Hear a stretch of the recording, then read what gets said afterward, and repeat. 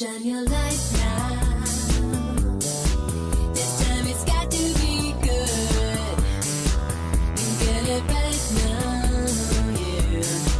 'Cause you're in Hollywood. 'Cause you're in Hollywood. Hollywood.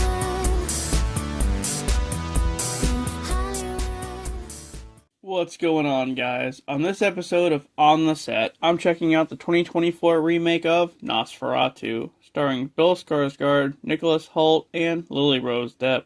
The film starts off as a flashback of Thomas and Ellen's wedding. Ellen seems to be in a bizarre state of euphoria for some reason and is rolling around in the grass. We then go to modern-day London in 1838. Thomas is working in a law firm and is tasked by his employer to travel across the country to meet with a count named Orlok, who is interested in buying a house in their town. His wife Ellen doesn't want him to go and warns him about these recurring nightmares that she's been having, but he goes anyway. When Thomas gets to town, the people there start acting really shady and don't seem to want him around all that much, because apparently they all fear Count Orlok. Later that night, Thomas wakes up to see a group of people going to dig up Orlok's grave, and one of them is a naked chick on a horse. So, what the hell's going on there?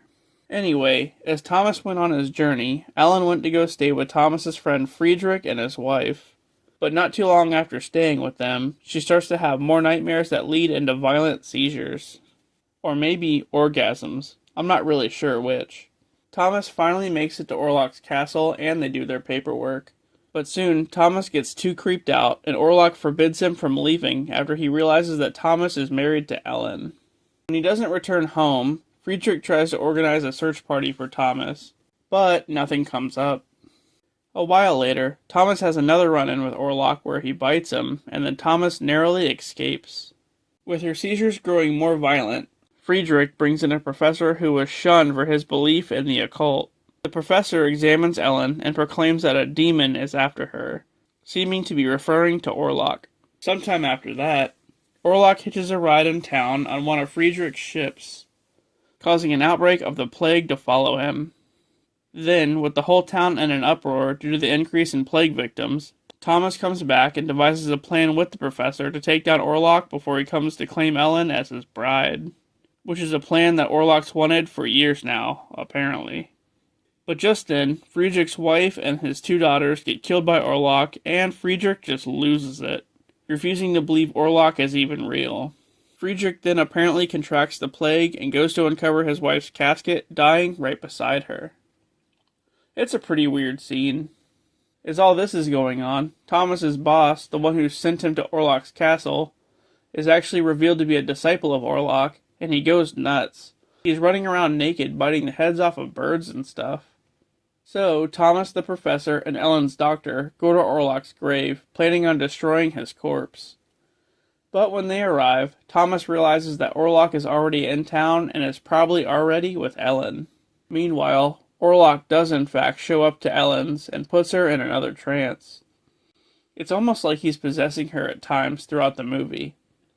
For whatever reason, she embraces it, and I'm not sure if they hook up or not, but it definitely seems like they do. As soon as the sunlight hits Orlok, he shrivels up and dies. Just then, Thomas and the others come bursting in, finding them both dead. I guess Ellen sacrificed herself to kill Orlok.